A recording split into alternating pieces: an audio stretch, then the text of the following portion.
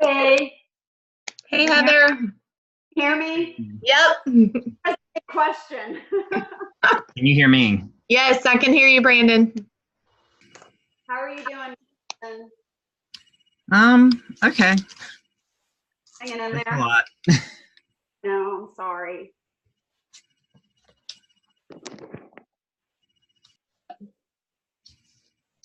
Okay, this is our Zoom session for the case study number 2.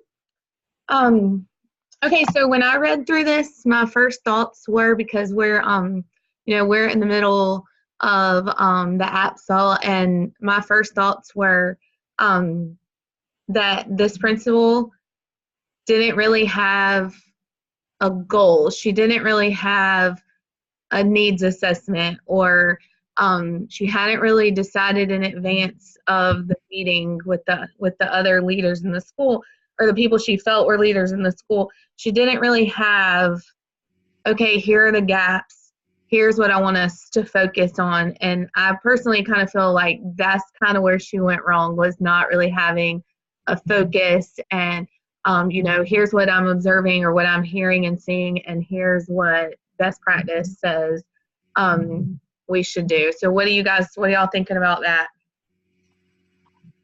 I agree. I mean, I felt she gave no parameters at all. So, they just went for free for all. I can't imagine having every single grade level having a different plan. Mm-hmm. Not even easy to track. There's no accountability to her, and it seems like she just gave in to everything everyone said. There was no leadership from her to guide them to be leaders. So I appreciate that she wanted them to be more involved in each other's assessments and kind of being more leaders themselves, but I think she went about being completely the wrong way. Yeah, I agree with you, Heather. I mean, I think with her not having any goals and any parameters set, I mean, that just kind of opens it to become, this massive, I want to do this. Well, somebody else wants to do something else, and somebody wants something else. And there's no focus for the school. That's hard to get buy-in from, like in my building, that would be really hard to get buy-in from therapists. And from, staff that just comes in and out of the building. In addition to that, I can't imagine how that would have worked. I mean, I did admire, how she wanted to fully involve her staff, Mm-hmm. From the beginning, which I think is admirable, because I think a lot of administrators don't do that. But I think her not having any kind of a game plan of where she wanted it to go, or, what she even wanted the topics to be, left it open to a little too much interpretation. And really, she didn't give her staff anywhere to go with it. Like, you say, okay, these are what I'm wanting you to do, but like for me, I would need research, or I need to see. I'm the kind of person, I need to see it to do it. So like, I've been in schools where they've sent me to visit other schools that have enacted programs just so I can see it being used. So there was really I would be stuck and I'd be like, what do you want me to do? And really, I agree with y'all. The leadership, I was like, I could not have 15 different plans in a building. I don't know. Mm-mm. How about the one group who was like, nah, I'd rather just you guys keep doing the observations. We're good. Yeah. Well, and they said, you have to, we'll videotape ourselves and we'll watch it. And then she said, okay, but I have to at least ask you 2 questions. But she doesn't know, she can't guide anything. It's all up to them. I mean, there's no accountability and no second point of view to see it. I don't know. It was weird. And I mean, the teachers even said, oh, we're just going to talk about what went well in the lesson. If you're only focusing on what you're well, you're not going to grow as a teacher. And I kind of view observations as what I need to do to grow as a teacher. So that also kind of, I was like, really? You're just wanting to view yourself? So I like other teachers watching me so they can give me ideas of stuff to do in the future to better myself. Yeah, so, and I like to watch other teachers because I want to learn something from what they're doing. I want to go in and be like, oh, they did this. I can totally do that with what I'm teaching right now. Or, that's the whole purpose, what you just said, Brandon, and to go in and gain things for yourself as well. Right. Yeah, because, I mean, I'm a mentor. I love going in and seeing my mentee teach because she just came out of school. She's doing stuff that I never was taught. And I'm like, oh, wow, because we teach the same things, but I'm like, I need to try that with my kids now. Mm. So, I mean, it's really good to watch other teachers and to see yourself, like, have others critique you. Mhm. Right. I think, Go ahead, Linsey. Sorry. I was just going to say that I think, with what she was saying, with those third grade teachers, just having them record themselves. I mean, I know she went back later and had them answer those questions, but I mean, I don't think it was, even with the questions that she was asking, was allowing them or prompting them to be reflective of their practices at all. I mean, I think it was just basically like she almost felt like she had to ask them something about the video because she felt she didn't really know where she wanted them to go with it. And one thing I was going to say is this year I've become a peer evaluator. So I go into teachers that are getting their license renewal and I get to observe them. And one of the best things that I found that I didn't know would happen was a closer relationship with them, because they get to interact with you more. You talk things out, you see other perspectives, and I've grown a lot from it in my relationships with those teachers. We're much closer now. So I love the idea of the peer evaluation, and I wish my school did more of that. I wish it wasn't just when someone's getting their license, but the way that she's doing it is just not. I don't see how there's even a reason to do it. She's not giving any goals, or there's no instruction or anything that she's saying you need to look for these things. I think that's why that one group, kind of was like, well, if we're just doing this to check off a box to say that we did it, then we want to do it this way, or we, basically don't want to do it pretty much. Question 3 says, how would the principal be able to evaluate whether the new observation format was working successfully for students? Well, my answer right now is she can. Yeah, there's no way she can really evaluate this whole process the way that it's set up right now, and with everyone doing something different and all. And I think the whole problem here is they don't even understand why they're doing it. Mm-hmm. It seems like she just wants to stay out of the classroom. I mean, I can't imagine people not observing at all. Like, I can see a part of it being peers, but to have the principal not be a part of it at all is strange to me. So, do any of you have in your school right now where you do peer observations? I mean, like outside of like this program, or like what you were talking about, Heather, like where there is an expectation that you will observe other teachers in your school. Does anybody have that? Yeah, we do. And that's something that we've started this year with the literacy initiative that we've started. And then through Guilford County, we have the instructional leadership team.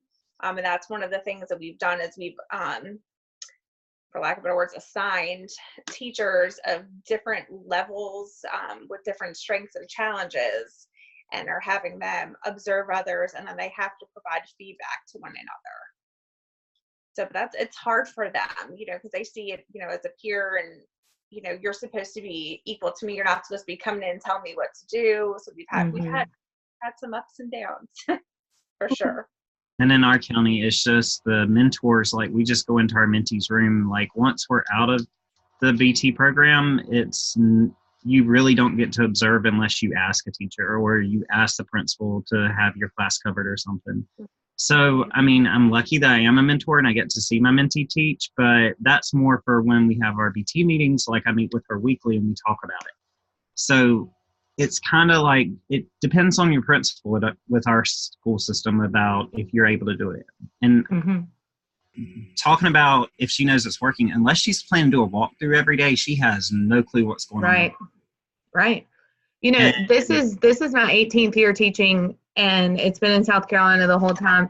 And only 1 year out of the 18 that I've been teaching has there been a program in place where we were expected to do an observation of other teachers. We did it for 1 year, and you had to do one each semester. So each teacher had to observe 2 people in the building. And I thought it was beneficial. Linsey, yes, like what you just said, there was some pushback and there were people who didn't want to do it.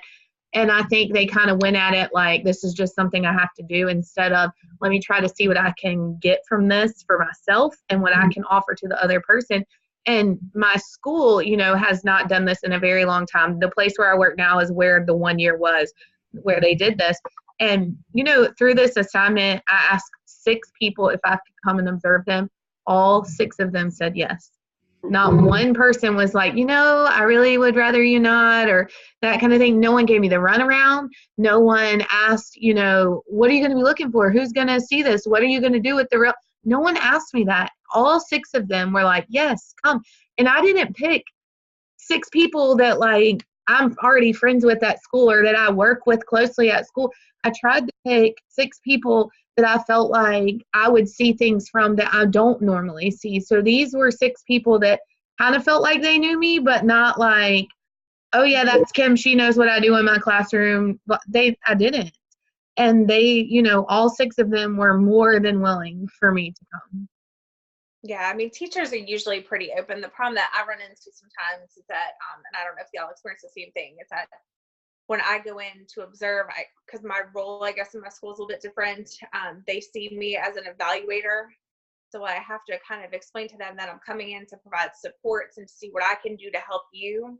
I don't have to, I'm not coming in to tell you what you're doing wrong or support practice. I'm coming in to support, but I have a hard time sometimes, especially with those ones that I just did for this task. Going into their room and saying I have to, observe you for something other than the normal everyday. It was a little hard for them. Yeah, I was surprised how many people, everyone was fine with me coming in. I thought it was because I'm in and out of all the classrooms so much as a special ed teacher that they're just kind of used to me now and they're used to teaching while I'm in there. I don't know if that was the reason, but I would be glad to have someone come into my room. I had 2 observations into South Carolina schools. So, no one steps foot in my room, so I would love it. Someone to do better, Right. Mm-hmm. And then like our principal's in our rooms all the time. So like when we were doing the walkthroughs for this assignment, we took and sent an email, hey, Brandon is coming with me on these walkthroughs so that you just know 2 people are showing up, not just, why is he in my room now? Does he need me? Because I do have some of the teachers' kids in my room, so I didn't want to like go in the room and go, oh Lord, what's happened to my child? Mm-hmm. So it was like, but the nice thing was the principal actually took me to all of the other buildings and had me go through the rooms of the one. So like 2 grade levels I didn't get to see, of course, my grade level and then 2nd grade level, but it's because how we're in a building by ourselves, we see a lot of each other teaching anyway. So it was nice to see these other buildings that we don't get to see.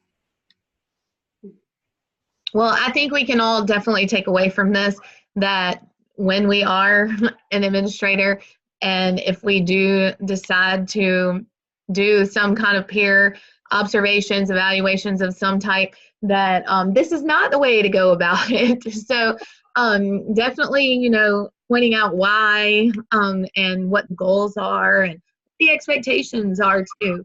I think we can all agree that would be important and definitely help this process go way more smoothly than I felt like it did in this case study.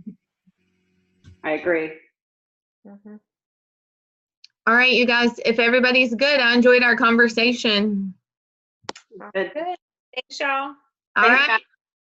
Y'all have a great rest of the week. You You too. too. Bye. All right. Bye.